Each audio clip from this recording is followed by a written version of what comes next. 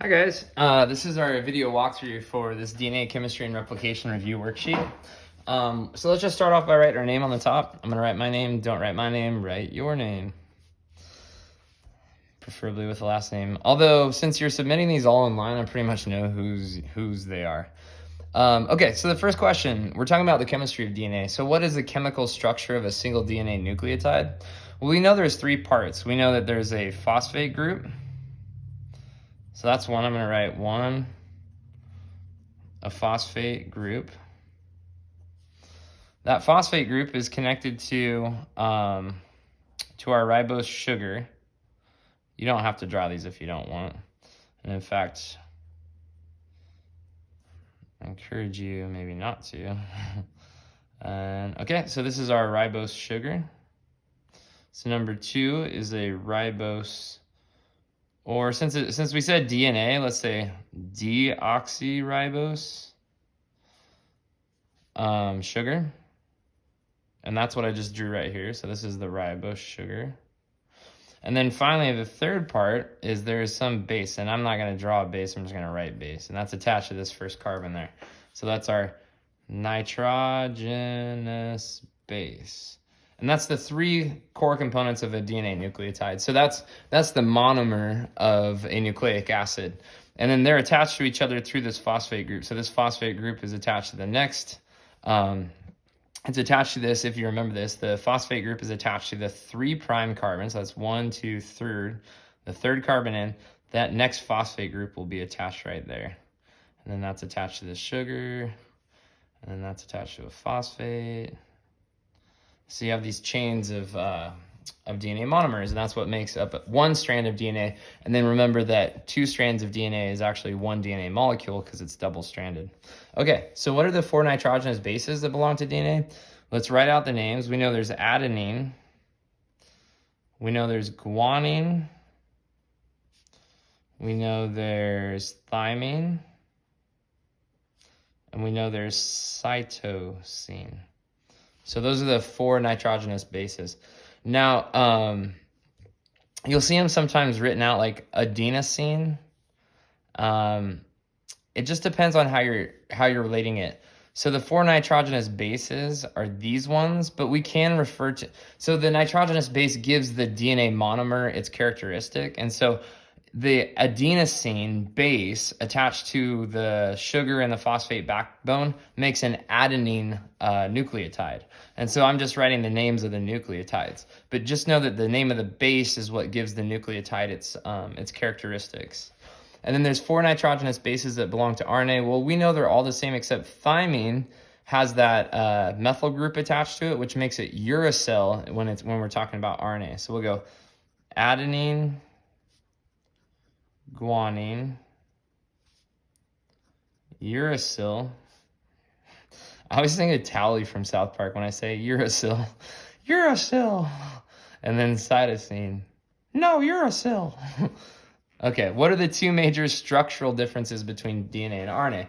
Well, we know that DNA is missing the hydroxyl group, the OH group, from the 2' carbon. And we know RNA uses uracil instead of thymine. And that's really it. That's really the only differences between the two, is that RNA is going to have an O right here on that 2' carbon, and then DNA does not have that O, so DNA just has a hydrogen there. And so we refer to it as the complete group. The OH group is the hydroxyl group. You remember that from Module 1? That's our little add-on there. Let's see. So let's go to the next question. How many hydrogen bonds are formed between adenine and thymine and cytosine and guanine? Well, if you remember the Tata box, and I don't know if you've gotten there yet, maybe you haven't, but when we talk about the Tata box, it's an area of DNA nucleotides where it repeats A's and T's over and over again.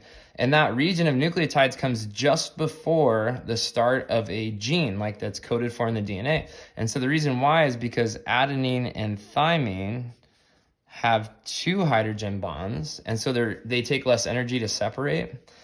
And cytosine and guanine have 3 hydrogen bonds. And so they're more challenging to separate. They take more energy.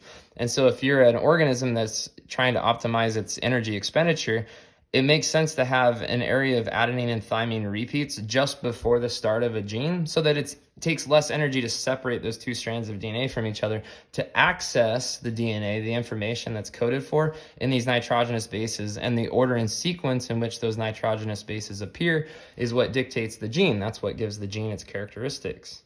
Okay, so anyways, what is the one rule that DNA must obey? All right, polymerization must take place in a certain direction. So in a 5' to 3' direction. What does that mean though? Well, okay, coming up here to my molecule, what that means is it means I can only, this carbon right here is the 5' carbon. That's at the top of my little sugar right here. That's my 5' carbon. This carbon right here, that's my 3' carbon. And if you remember, I just mentioned earlier, it's so sloppy, I'm sorry guys, but this next phosphate group attaches to the 3' carbon of the previous nucleotide.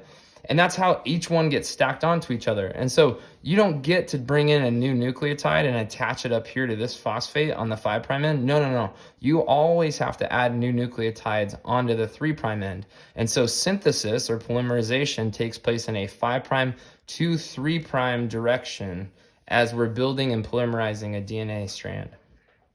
Okay, DNA can be found in heterochromatin and euchromatin. What does each state look like? Well, let's see. And when would the cell prefer to have its DNA in one state or the other? So what it sounds like is I'm asking two questions here, right? I'm saying, okay, what is heterochromatin and when does the cell use it? So heterochromatin is tightly packed DNA and its use, so I'm kind of doing this in three parts. So the terminology, what it is, and then what it's used for. It's used for mitosis and meiosis, and it's used for DNA that isn't being used. So imagine that so it doesn't matter what cell we look at. If we look at any cell in your body, it's all gonna have the same DNA in it. But one cell might be accessing certain parts of your DNA for the functions that cell has to perform. So if the cell is a cardiac cell, like a heart cell, it doesn't need to secrete enzymes like the liver does in order to break down fats. The cardiac cell just needs, it needs to access how to, make, cyclic AMP, which is like a form of stored ATP. How do I say this without getting too complicated? So the cardiac cell is gonna access parts of the DNA that's different than the liver cell needs to access. Even though they both have access to the same DNA library, they're both gonna use a different part of it. And so what ends up happening is that part of the DNA that isn't being used, that's for a different cell to use, that's gonna be in heterochromatin. It's gonna be tightly packed up inside the nucleus. All right, the other type of DNA is euchromatin. And the way I like to think about this is it's loose DNA or unpacked, which means it's sort of in its double-stranded form. It's like long and blah like that, whereas heterochromatin is more like packed up and densely wound like this. Okay, so we've got euchromatin, heterochromatin. So it's loose DNA, it's unpacked. And what is that used for? Well, that's used for DNA replication. So anytime you need to replicate your entire DNA strand, you could do that. You could put it in euchromatin form and then copy everything. Or it's used in gene transcription. Hopefully I didn't run out of space on my video there. Nope. All right, so it could be used for gene transcription. That would be like if you need to make an enzyme and you need to copy the DNA into RNA and turn the RNA into a protein, you would transcribe a gene. So you need to be able to access the DNA. So you can think about it like heterochromatin is inaccessible DNA, like you can't access the code. And euchromatin is accessible DNA. It means you can access the code. And so that's the answer to that question. And then we say, what are only two reasons that you would break the hydrogen bonds between those two strands of DNA? Well, you remember we have to do it when we replicate the genome. Like if I need to make a new cell, I have to copy all the DNA that's in there. So the one reason would be DNA replication. The second reason would be very similar, but it would be not if you're copying the whole DNA strand. You need to separate the hydrogen bonds so that you could access the code within in order to transcribe your gene, in order to turn your DNA into RNA or make a copy of your DNA into RNA. So we'll call that RNA transcription. Now, some people call it DNA transcription, RNA transcription. It's the same thing. You're transcribing the DNA into RNA. And so you could say, well, that's RNA transcription because you make an RNA transcript, or you could say it's DNA transcript because the DNA is being transcribed. So you'll see it seen both ways, but they're the same thing. Okay, I just want to make sure that's clear. All right, we're done with this side, so I'm going to flip my tape. I was keeping it taped down so that I could keep it in one spot so I don't actually accidentally move it from the view of the camera. Okay, and then I'm just going to take these two corners. All right, finally we got a diagram here. Let me just make any small adjustments. There we go. We got our diagram here. So we need to label a couple of different things. We need to label DNA polymerase 3. Now, I know that DNA polymerase 3 is the one that finds the RNA primer, binds to it, and then starts copying. And so I know that DNA polymerase 3 is really active only once on the leading strand. Now, I might have to look on here and say, well, what's the leading strand? And that's one of my terms. So I'm going to cross out leading strand, and I'm going to label this as the leading strand. And you might say, well, how do you know that's the leading strand? I know it because it doesn't have all these fragments that are being made on this strand below. So you've got this fragment that's being ligated by DNA ligase. You've got the DNA polymerase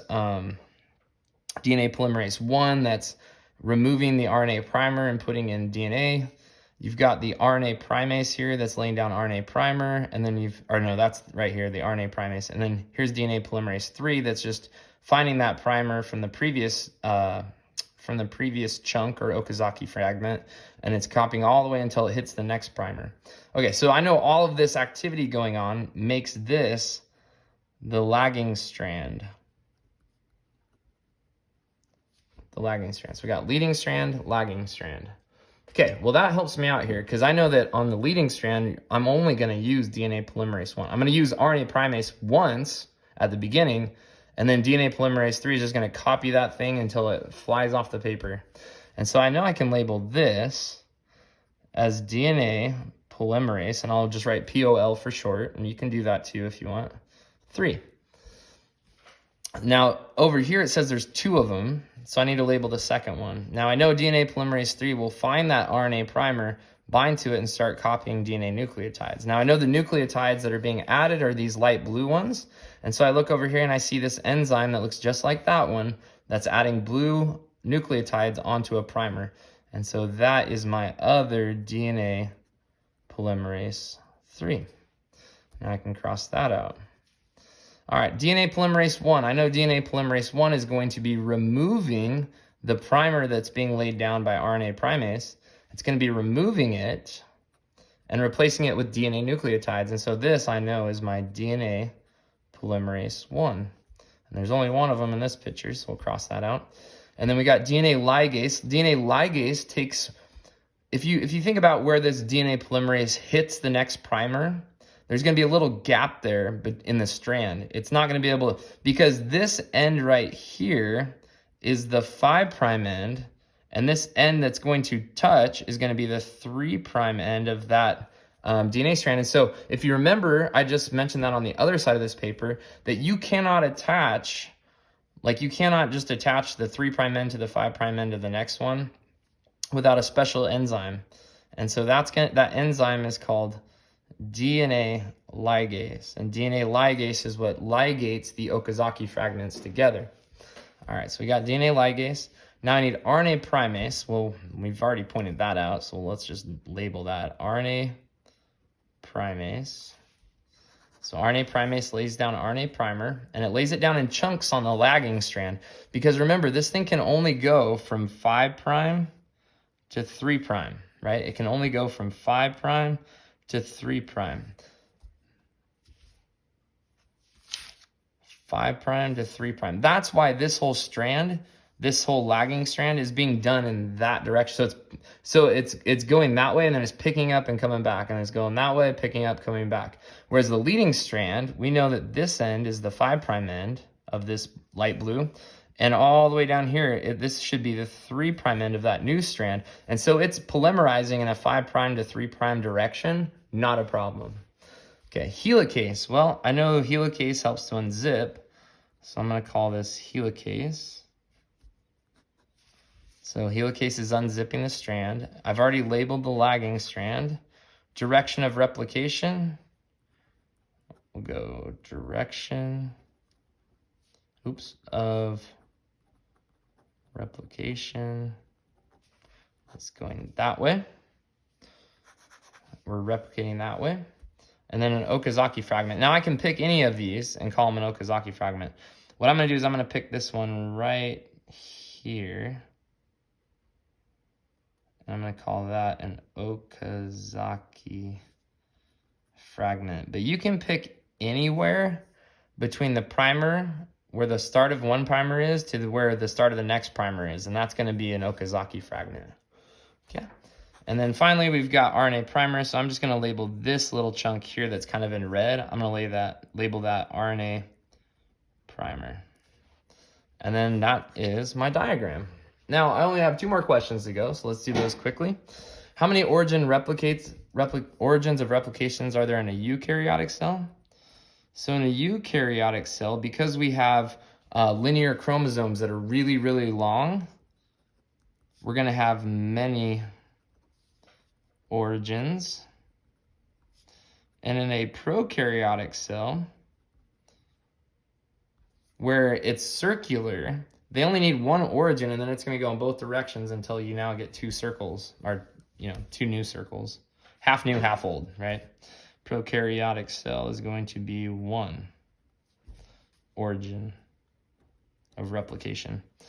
And then what state is the chromatin in? This is just a review back to the front side of the paper, because there was 2 conditions of chromatin. There was heterochromatin and euchromatin.